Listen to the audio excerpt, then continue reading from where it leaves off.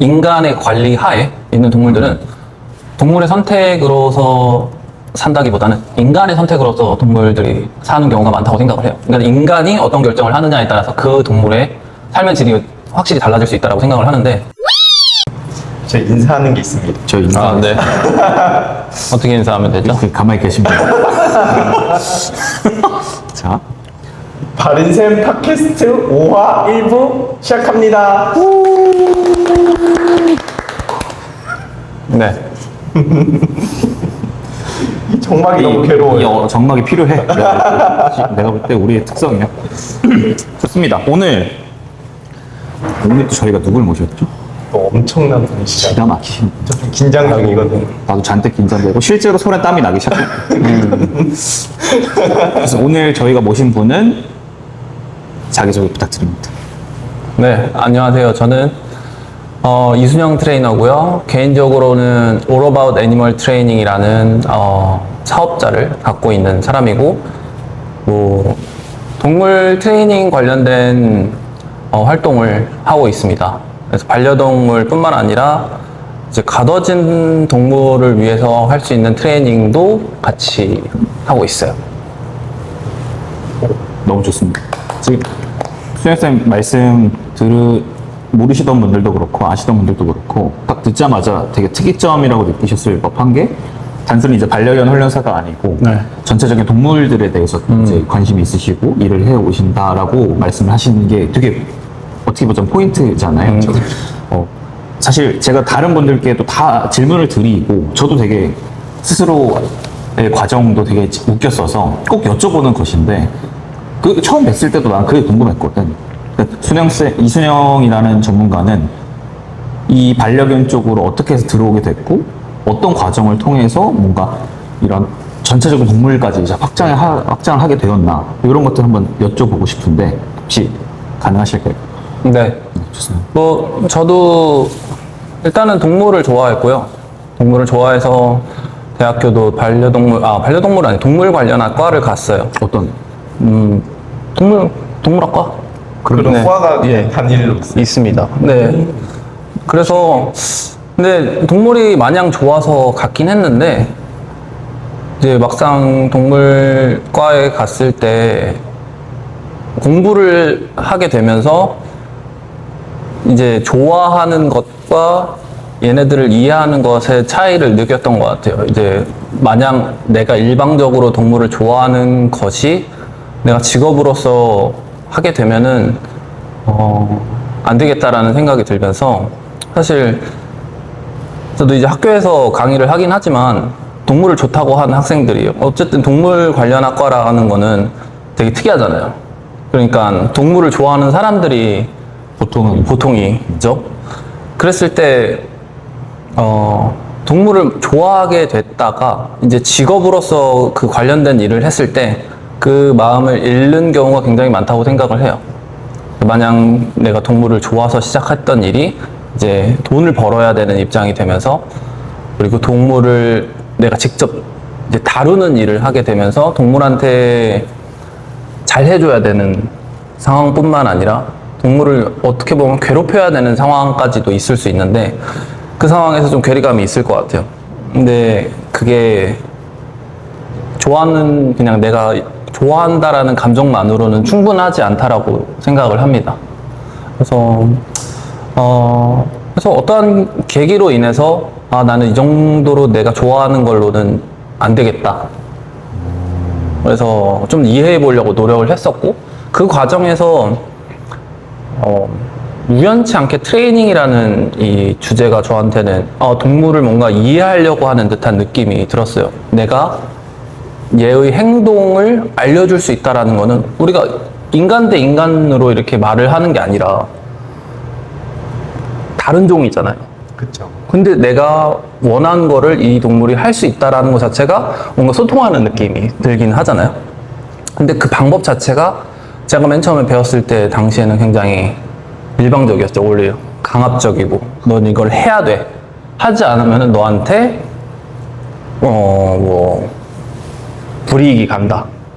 그 불이익이라는 것도 굉장히 고통을 주는 방식이었고, 그래서 그 방법이 저는 마음에 들진 않았고, 그래서 좀 긍정적인 방법으로 얘네들이 원하는 방법, 그 방법을 얘네들을 더 이해함으로써 할 수 있는 게 뭐가 있을까라고 공부를 좀 했던 것 같습니다. 말씀 너무 좋아. 너무 좋아. 역시. 왜냐면 나도 했던 고민들이고 사실은 이 일하는 사람들이 첫 번째 혹은 두 번째로 마주치게 되는 그 뭔가 아이러니라고 할까요? 그 스트레스 지점이 항상 그 비슷한 측면이 좀 있는 것 같아. 근데 누군가는 사실은 순영쌤하고 이순영 트레이너라는 사람과 다른 결과로 간다거나 포기하게 된다거나 그러는 사람들도 워낙 많이 봤고 저도 항상 그런 게 고민이었거든요. 당시에는 이게 좋아하는 것이 과연 순서가 맞는가? 좋아한다라고 했을 때 내가 이 존재에 대해서 뭔가 교류하는 거에서 끝나는 게 맞는가? 거기서 한 발만 더 나아가서 사실 뭐 책임감과 연관된 생각이 또 가기도 하고 그래서 선생님께서 학과 시절부터 순수한 마음으로 시작을 하셨는데 과정에서 이제 지식이 늘어나면서 좀 더 책임의식도 늘어나신 것 같고 맞겠죠? 근데 공부하면 공부할수록 동물을 이해하게 되고 근데 이해한다라는 거는 내가 동물을 괴롭힐 이유가 좀 더 줄어드는 것 같아요. 계속 동물을 알면 알수록 그리고 동물을 괴롭히지 말아야 된다라는 것도 생기고 그러니까 머릿속에 있는 지식과 행하는 행동과 일치가 돼야 되는 거가 중요하잖아요.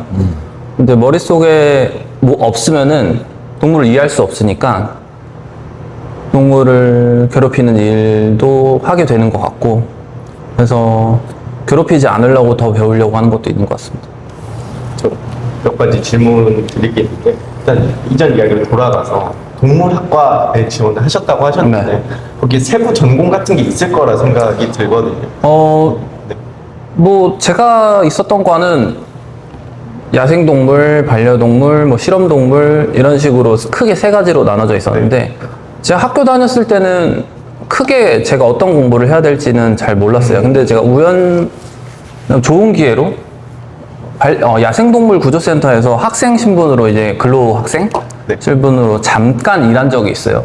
근데 그 당시에 그 야생동물을 접하게 되면서 그쪽 분들이 일을 하는 모습들을 봤는데 거기는 어떻게 보면은 반려동물보다 훨씬 더 마이너한 쪽이거든요. 근데 그래서 시장도 굉장히 작고 그리고 거기서 일하시는 분들 업무의 양도 많고 그러니까 이것을 통해서 열심히 일을 하시는 그럼에도 불구하고 열심히 일을 하시는 모습을 봤을 때 그게 저한테는 조금 생각을 할 지점이 있었던 것 같아요. 왜 이렇게 힘들고 돈도 잘 못 벌고 하는 일을 그렇게까지 열심히 하나라는 이유를 좀 생각을 해봤을 때 그 열정 같은 게 저한테는 조금 되게 자극이 됐었던 것 같습니다. 그럼 처음에는 그 야생동물 쪽에 먼저 접근하셨던 거네요?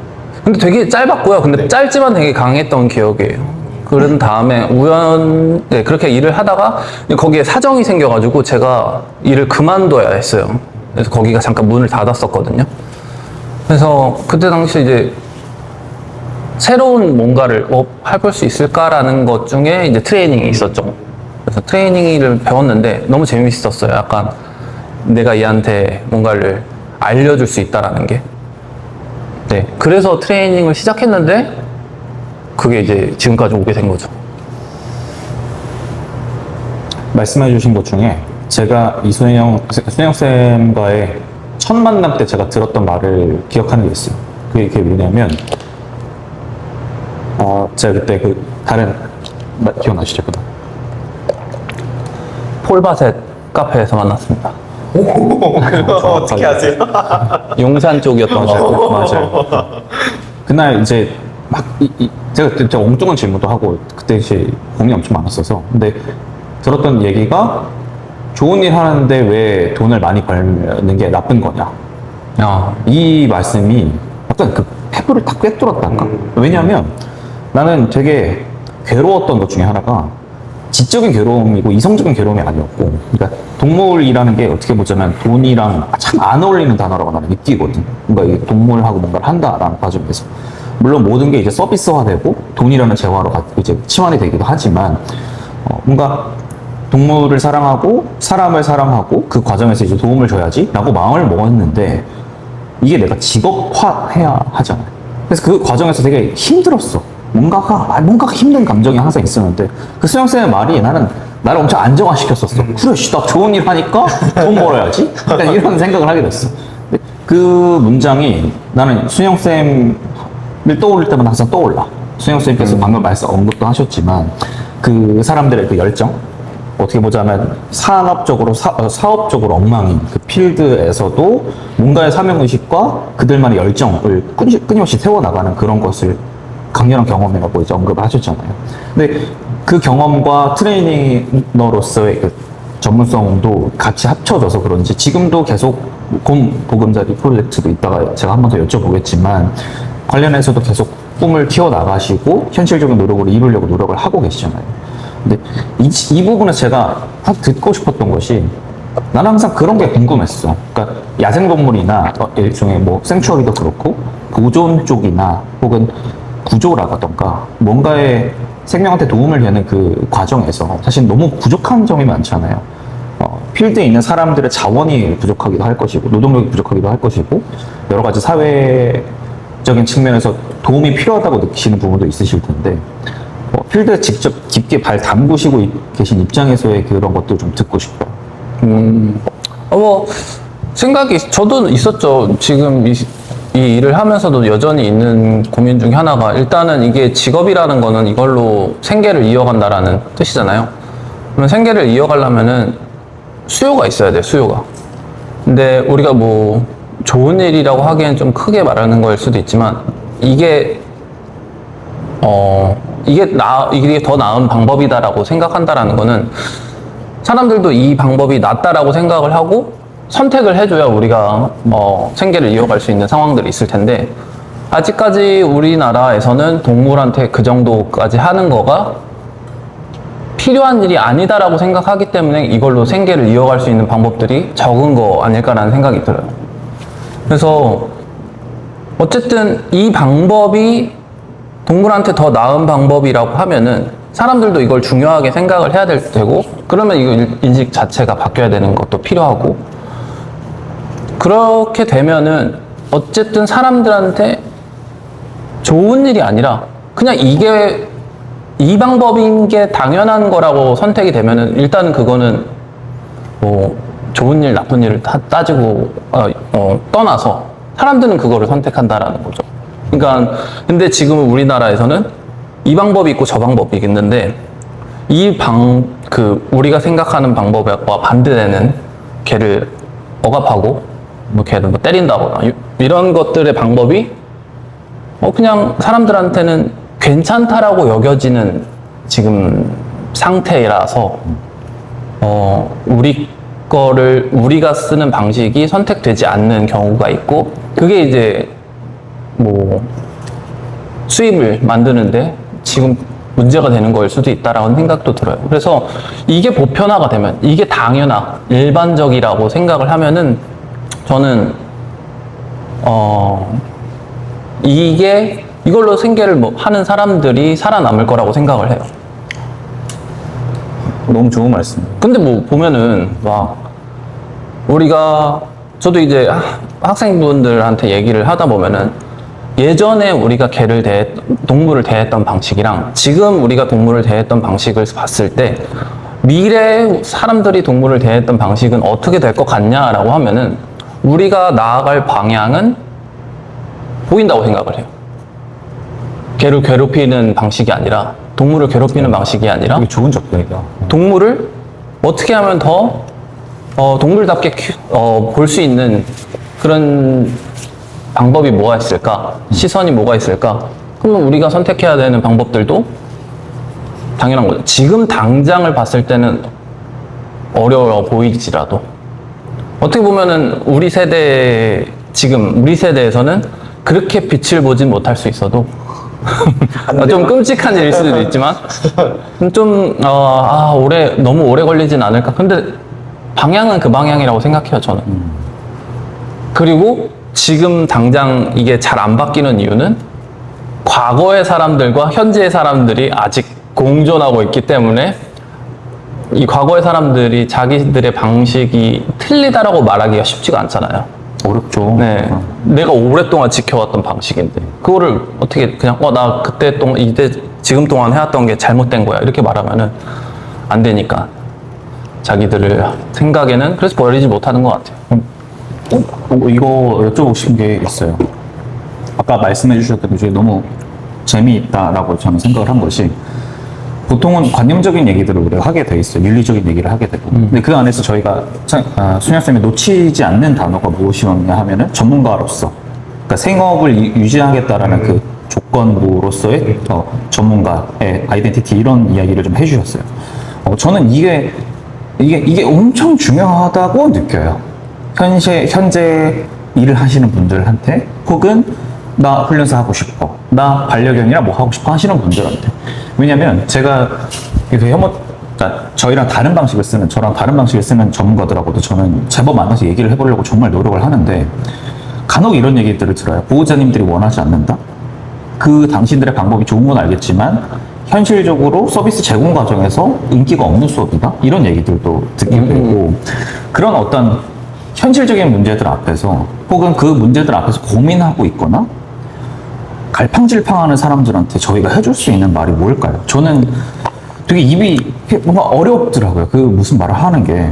근데 뭐 아직 현실적인 벽은 있다고 생각을 하는데 일단은 내가 흔히 이제 우리가 같이 하는 동물이 개니까 개를 예를 들면은 개랑 같이 사는 이유들이 사람들마다 되게 크게 다른 것 같아요. 누구는 그냥 너무 심플하게 생각하시는 분들도 있고 되게 가족처럼 생각하고 가까운 존재라고 생각을 하는 경우도 있는데 그랬을 때 이제 개를 위한 선택도 되게 그거에 맞춰서 달라지는 것 같아요. 나한테 개가 어느 정도의 존재인가라는 거를 봤을 때 거기서 현실적인 타협을 하는 거죠. 자기들한테도. 그리고 또 전문가들 사이에서의 지금 혼재된 방법들 그거 안에서 일반인 분들한테는 정말로 혼란스러운 상황이 될 수도 있다고 생각을 해요.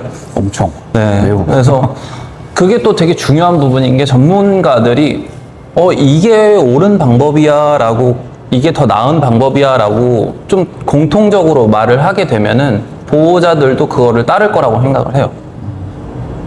근데 전문가들이 이게 맞아 저게 맞아 서로 싸우고 있는데 보호자들도 이것도 맞고 저것도 맞나 보다 라고 하면서 이제 선택지도 좀 다 갈릴 수도 있고 맞아. 그래서 저는 그게 조금 지금 단계에서 우리들의 현실이다. 그렇기 위해서는 일단 사람들 어쨌든 그 방향으로 가는 건 맞는데 빨리 그 방향으로 가기 위해서는 전문가들이 어떤 것들이 동물한테 더 낫고 동물과 사람 관계에 더 낫고 우리가 나중을 봤을 때 이 방향이 그분들한테 훨씬 더 나은 선택이다라고 알려줄 수 있는 거는 그런 목소리를 내는 전문가들이 많아져야 된다. 지금 많아지고 있다라고 생각을 해요. 그럼 좀 정리를 해보자면 수녀쌤께서는 고민을 하거나 갈팡질팡하는 전문가들 혹은 어떻게 보자면 사실 이제 거시적 관점에서는 저희가 어떤 방향이 맞는지는 사실은 어떻게 보자면 쉬운 결과로 나아갈 수 있다고 저도 봐요. 근데 문제는 이제 현실적인 문제 때문에 고민하는 혹은 컨트로버셜한 주제 같아 보이는 과연 우리가 반려견한테 강압을 쓸 것인가 말 것인가 이게 지금 되게 방법의 차이, 가치관의 차이라고 착각하게 만드는 상황이라고 저는 보거든요. 그 안에서 그 아이러니를 마주하고 있는 전문가들한테 순영쌤이 전달하는 말은 끊임없이 고민하라라는 말로 저는 들려요. 일단 내가 인간의 관리 하에 있는 동물들은 동물의 선택으로서 산다기보다는 인간의 선택으로서 동물들이 사는 경우가 많다고 생각을 해요. 그러니까 인간이 어떤 결정을 하느냐에 따라서 그 동물의 삶의 질이 확실히 달라질 수 있다라고 생각을 하는데, 그러니까 사람이 어떻게 선택을 하느냐는 되게 중요한 것 같고, 그리고 그 선택에 따라서 그 책임도 나한테 있다라고 생각이 들어요. 그래서 조심해야 된다고 생각을 해요.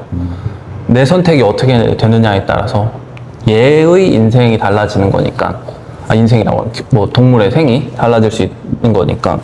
그래서 너무 쉽게 생각하는 것 같아요. 그냥 내 기준으로. 내 편한 식으로. 그래서 그 결정이 쉬운 게 문제인데, 항상 어렵고 고민해야 되는 부분이라고 생각을 하고, 저도 반려견을 키우는 입장으로서 후회가 많거든요. 근데 그 후회를 줄이는 게 목적인 것 같아요. 약간. 방금 말 엄청 좋았던 것 같아요. 이 릴스 제가 들으면서도 릴스로 뽑을 거 생각 중. 이거 무조건 릴스. 동물들은 사람에 의해 선택되었고 그 책임은 사람에게 있다. 그래서 잘해야 된다. 이거 좀 너무 좋은데요. 이게 무게가 다르지 않아? 고민한 사람이 하는 네. 말이잖아, 이런 네. 것들이. 아이고. 그러니까 그런 것들이 저는 조금 되게 개인적으로 죄책감이라고 할까? 그런 것처럼 느껴질 때가 많았어요. 제가 저희 반려견을 돌볼 때 내 선택에 의해서 얘가 이런 시간을 보낸다라는 거, 이런 상황을 겪게 된다라는 거, 그리고 뭐 동물의 행동은 어떻게 보면은 이제 학습에 의한 것도 있고, 뭐 유전적인 것도 있고, 환경적인 것도. 그러니까 유전적인 거라고 하면은 내가 어떻게 진짜 직접적으로 영향을 줄 수 있는 부분이 아니라고 하면은 환경, 관리, 그리고 뭐 얘한테 일상적으로 뭘 해주느냐에 따라서 얘의 행동이 바뀌는 거잖아요. 어떤 걸 배우느냐도 계속 바뀔 거란 말이죠. 네. 매일매일 얘가 어떤 경험을 하느냐는 내가 어떤 선택을 하느냐에 따라서 바뀔 거란 말이에요. 계속 쌓일 거고. 그렇기 때문에 지금 얘가 이렇게 행동하게 된 것의 결과는 내가 이런 선택을 해왔기 때문에 이렇게 될 수밖에 없었던 것도 많고, 그렇기 때문에 제 생각에는 매일매일 이 선택이 옳냐 그르냐가 되게 중요한 선택인 것 같아요. 근데 그거를 매일매일 매 순간마다 선택하기가 굉장히 어렵죠. 습관이 안 되면 또 되게 어렵고, 또 뭐 아까 말씀드렸던 간접적으로는 영향을 받지만, 내가 간접적인 선택이지만 유전자라는 것도 우리가 보면 인간의 선택이라고 생각하거든요. 특히나 개의 영역에서. 정확하죠. 네. 그래서 개가 이렇게 행동할 수밖에 없는 유전자는 인간의 선택에 의해서 만들어진 거가 크다고 생각을 해요. 그래서 뭐 공격성이 있다거나 사회성이 떨어진다거나 기질적으로 그런 애들이 뭐 있을 수 있다고 생각을 해요. 근데 그게 매번 그거를 보호자 탓을 하기는 어렵다고 생각을 해요. 얘가 이런 행동을 가진 거는 보호자 탓이다 라고 하기에는 성격적으로 되게 소심하게 태어난 애들도 있는데, 그 소심하게 태어난 것들은 우리가 번식이라는 것에서 그런 것들을 고려하지 않고 외모적인 것들만 고려했기 때문에 나타난 걸 수도 있어요. 그래서 그것도 이 동물 관련 종사자들이라면 신경을 써야 되는 부분인데, 어떻게 보면은 수요가 그거에 대해서 중요하게 생각하지 않기 때문에 전문가들도 돈이라는 것에만 꽂혀 있다면은 그걸 신경 쓸 이유는 없는 거라고 생각합니다. 얼마나 번여도 중요하지만 어떻게 번여가 중요하다라는 말이 떠올라. 좀 얘기를 이어가자면, 수현쌤께서 이야기하시는 중간중간에 학생들에 대한 얘기를 좀 하셨어요. 네. 저는 아까 또 다르게 얘기하신 부분이, 우리가 지금 이렇게 많이 빛을 못 본다라고 표현을 하셨지만, 뭔가 이게 혼재되어 있는 이유가 결국에는 각자가 살아온 삶에서 강화된 가치관, 경험으로 인한 착각, 혹은 뭐 실제로 맞는 어떤 경험들과 뭐 이런 것들이라고 생각을 해요.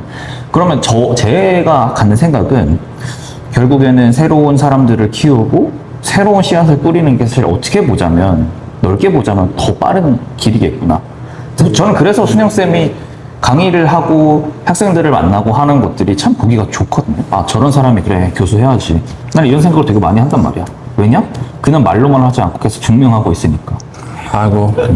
저는 근데 뭐 학교에서 교수라는 말을 듣는 게 아직, 아니면 아마 평생 이런 교수들이 멋있잖아요. 너무 부족하다라고 생각합니다. 진짜 아니요, 이런 교수님들이. 교수라는 사람은 훨씬 더 공부를 많이 교수라는 사람은 훨씬 더 공부를 많이 한 사람이라고 생각을 해요. 그래서 저는 아직 너무 부족하다고 생각을 하는데, 지금 학교에서 이제 강의를 나가다 보면 이제 너무 우려스러운 부분이, 이 반려동물 시장이 커지니까 이 대학교들도 이제 돈을 벌기 위해서 반려동물 학과를 우후죽순 엄청 만들었어요. 그러니까 이게 저는 운이 좋게도 그 상황에서 이제 대학교가 많아지니까 가르칠 사람도 필요하고, 그러니까 저한테 기회가 왔던 것도 있는데, 이렇게 생각하면 저한테 기분이 너무 좋은 부분이지만, 어떻게 보면은 퀄리티적인 부분에서 학생들한테 어떤 전문가가, 어쨌든 학교라면은 이제 전문가를 길러내는 분야 곳이잖아요.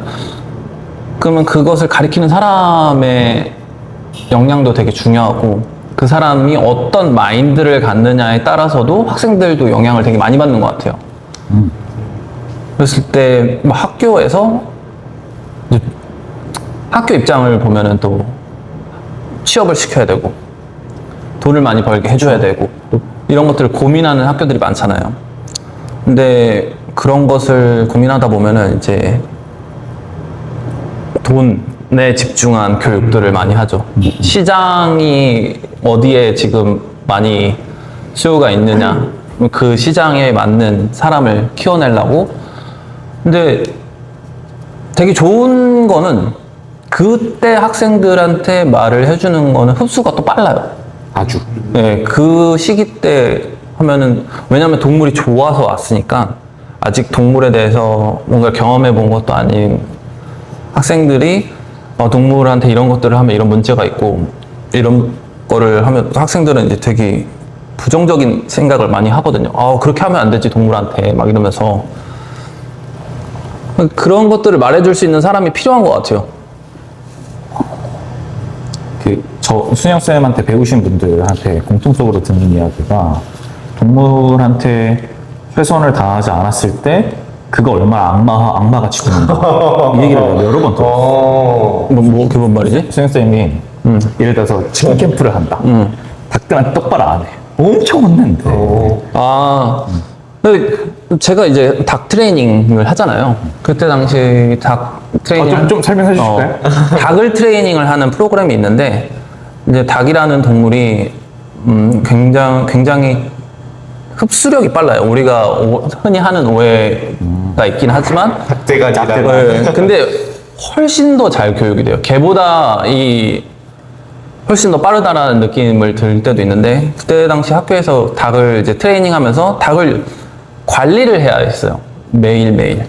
근데 저는 이렇게 생각해요. 닭을 우리가 트레이닝 할 수 있는 기회를 얻었지만, 어떻게 보면 그동안 닭들은 우리랑 같이 있으면서 동물 복지적으로 이게 문제가 되는 일들이 많이 생길 수 있어요. 그래서 얘네들의 한테 빌리는 거라고 생각하거든요. 그 기회를 닭한테 빌린다고 생각을 하는데, 근데 그 기회를 닭한테 양해를 구해야 하는 상황이지만, 그게 학생들한테 잘못 비춰지면은 닭이 그냥 도구가 될 수 있는 상황이에요. 그냥 내 트레이닝을 위한 도구. 네. 근데 그 도구가 되는 상황들이 학교에서 이루어지면은 나중에 학생들 동물을 뭘 배우겠냐. 네, 그런 생각이 들어서 되게 엄격하게 했던 것도 있어요. 매일매일 얘네들 밥 줬는지, 밥 주면 이렇게 체크해라. 영상을 매일 찍어 놔라. 그리고 주기적으로 닭들 상태 확인하고, 이제 왜 안 했냐. 그리고 되게 저도 좀 말을 좀 직설적으로 하는 스타일이라서 네가 얘한테 밥을 안 주면 얘는 밥을 쫄쫄 굶어야 되는 상황이다. 막 이런 식으로 왜 너 때문에 얘가 피해를 봐야 되느냐. 뭐 이런 식으로 되게 직설적으로 말을 했었어요. 그리고 이제 닭들이 우리랑 트레이닝 하지 않고 이제 자기 공간에서 쉬고 있을 때는 또 얘네들이 좀 편하게 쉴 수 있도록 도와줄 수 있는 그런 것들을 좀 많이 생각을 했고, 그래서 저는 그 기회도 닭을 트레이닝 하면서 이제 트레이닝 기술적인 부분뿐만 아니라 이제 동물을 어떻게 다뤄야 되는지에 대한 부분도 알려줄 수 있는 기회라고 생각을 했고, 좀 이 닭을 우리가 이용하는 것처럼 좀 보여주기가 싫었습니다. 이게 배움이란 게 지적인 배움도 있을 거고.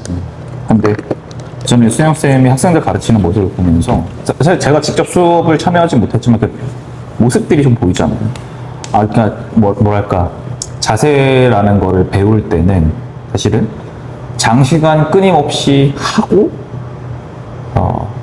뭐랄까 남이 하는 걸 보는 것도 다 되게 중요하다고 생각하고, 결국에 우리는 동물과 함께 끊임없이 협업을 해야 되는 사람들이고, 유치원으로 예를 들자면 귀찮으니까 똥 조금 있다가 죽게 된다거나 이런 상황인 거잖아요. 사실은 더 극단적으로 말하면 안 치워버린다거나 이런 상황인 건데, 그런 게 얼마나 심각한 문제인지는 결국에는 그 사람의 진짜 뭐랄까 윤리적인 하한선이란 말이야. 진짜 그 최소한. 근데 그거는 지적인 배움이 아니란 말이야, 사실은. 근데 수영쌤이 학생들한테 어떤 것들을 가르치는 사람인 건지는 사실 그런 것들에서 나는 보여준다고 느끼거든. 그래서 그런 것들이 학교에서 배우다 보면은 저는 그런 이야기를 많이 들었어요.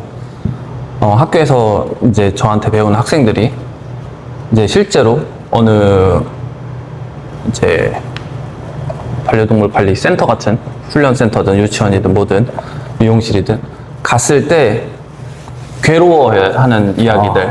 왜냐면은 동물한테 이렇게 하는 게 더 나은 선택이다라고 배웠는데 실제로 일을 하러 갔더니 그렇게 할 수 없다든지 아니면은 하지 말라고 이제 자기보다 이제 위에 사람들, 대표라든지 사장이라든지 뭐 이런 사람들 그렇게 하지 마라 라고 한다든지, 아니면 오히려 아예 반대되는 방법, 이제 강압적인 방법을 막 은연중 막 계속 쓰고 있다든지 이런 말들을 많이 들었어요. 그래서 이렇게 하는 게 맞다고 배웠는데 왜 이렇게 하지 않지? 라는 질문들을 하는 거죠. 이제 일을 하면서. 그래서 되게 괴로워하고. 근데 학생들한테 말을 해요. 너가 지금 그 위치에서 뭔가를 변화를 하는 거는 되게 어려울 수 있다. 근데 중요한 거는 너가 나중에 나와서 그러지 마라. 그리고 네가 할 수 있는 만큼 하는 게 중요하다. 그리고 물들지 마라. 물들지 말라고 하는 게 되게 중요한 것 같아요. 너무 물드는 것들이 있고 그냥 일상적으로 되고 하면은 그게 맞나 보다, 아니다, 그래 그냥 이렇게 살아야지 뭐 이런 식으로 좀 넘어가는 경우도 많고 너무 그래서 물들지 말라고 되게 많이 말해주는 것 같아요. 어찌 보면 순영쌤이 뿌리신 씨앗을 누가 뽑거나 그런 것들이 많죠. 그래서 거짓말하는 데가 진짜 제일 싫어요.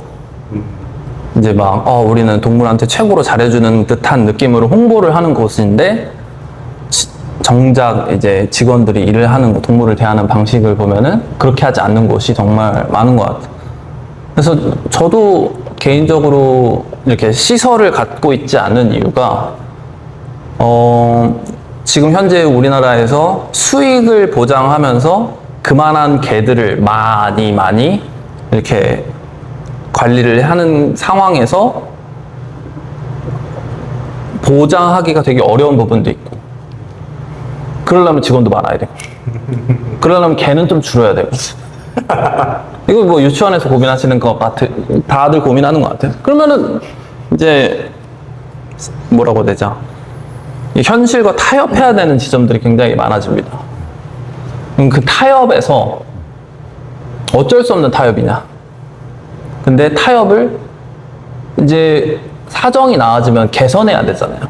근데 개선을 하지 않는 경우가 많아요. 왜냐? 개선을 하는 순간 이제 비용을 써야 되는 경우가 많으니까. 그러니까 그거를 이렇게 냅두는 경우도 많죠. 오늘 저도 가르쳐 주러 오셨군요. 좋습니다.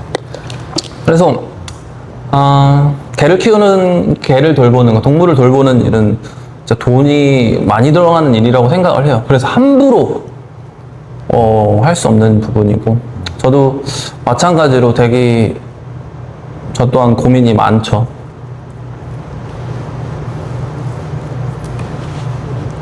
오늘 좀 생각할 거리들이 많은 것 같아요. 재밌는데요. 재밌을지 모르겠지만. 왜 이렇게 진지해지셨어? 내 얘기 나올 때마다 스트레스 받아. 좋습니다. 너무 사실은 제가 평소에 하던 고민들, 혹은 옛날에 했던 고민들, 혹은 잠시 잊고 있던 것들, 이런 거에 대해서도 그러니까 이순영이라는 전문가가 해주는 그 말이라는 것이 무게가 좀 나는 너무 있어서. 근데 뭐 이렇게 자꾸 이런 말을 하는 이유도 나도 잊지 않으려고. 그리고 이렇게 박제를 해놔야 내가 지키지. 좋습니다. 이번 1부는 네. 기가 막히는 1부네. 우리 좀 책을 많이 읽으시나 봐요. 아니야. 기가 막히네. 뭐 책은 말도 안 되는 표현들이 나왔거든. 나 아까 그 닭 얘기할 때 약간 닭? 닭이 뭐야? 닭 얘기할 때 닭. 막 이랬어 혼자. 닭은 항상 그런 지점들이 있어요. 이 동물을 이용을 해야 되는 상황에서 어떻게 보면은 닭이라는 동물을 트레이닝함으로써 사람들이 배울 수 있는 이점이 너무 크다고 생각을 해요. 근데 닭을 어쨌든 나쁘게 말하면은 그 닭을 트레이닝하는 뭐 한 10일이라는 기간 동안 우리는 닭의 복지가 어느 정도 떨어지는 상태를 볼 수도 있다고 생각을 해요. 그래서 나쁘게 말하면 또 괴롭힐 수도 있는 거죠. 그러면은 이 이점이 있는데 그 이점 때문에 어떻게 보면 그냥 닭을 편하게 살게 냅둘 수도 있는데 잠시 우리가 이 닭을 이용을 해야 된다면 최소화해야 된다. 누가 말하면은 그거는 뭐 괴롭히는 것도 아니라고 생각할 수도 있어요. 근데 뭐 진짜 자세하게 따져보면은 이 지점들이 닭이 사는 원래 삶에서 삶의 질이 떨어지는 상태가 될 수 있는 상황이니까 그 지점을 우리가 이렇게 만들어야 된다면은 그건 최소화해야 되는 거고. 그 느낌이야. 생명체를 다루는 사람이 가져야 될 책임이나 어떤 그 겸손함이랄까? 나는 이런 게 좀 느껴지는 것 같아. 뭐 누군가는 이렇게 말할 수 있어. 복지가 예를 들어 내가 이런 방식을 택했거나 했을 때 이 생명체한테 확실하게 뭐 복지적으로 혹은 스트레스적으로 문제가 생긴다라는 증거가 어디 있느냐라는 걸 묻게 되는 상황을 우리가 생각을 해보자면 우리가 예를 들어 과학적인 팩트를 갖고 와서 반박을 할 수 있겠지. 근데 사실 그거보다 더 중요한 건 뭐냐 하면 얘가 얼마나 지금 괴롭냐 아니냐 보다도 그 가능성까지도 고려하면서 우리가 최소한을 지켜야 되는 것들이 뭘까를 끊임없이 고민하는 거라고 나는 느끼거든. 수영쌤이 말한 그 지점에 다 있다고 나는 좀 느껴져서 역시 무거운 말들이 진짜. 괴로움이라는 거는 되게 뭐라고 생각해? 다양하게 해석이 될 수 있다고 생각을 하는데 내가 그냥 이렇게 꼬집었어. 진짜 너무 괴롭네요. 아니 살짝 순간 괴로웠잖아요. 이것도 괴로움일 거고 되게 장기적으로 정신적으로 겪는 것도 괴로움일 거고 근데 어느 정도 괴로움이 허용 가능하냐라는 걸 봤을 때 그게 고민할 지점일 수 있다고 생각을 해요. 왜냐면은 일상적으로 우리가 개랑 살아도 개들은 그런 괴로움을 순간적으로 겪을 수는 있거든요.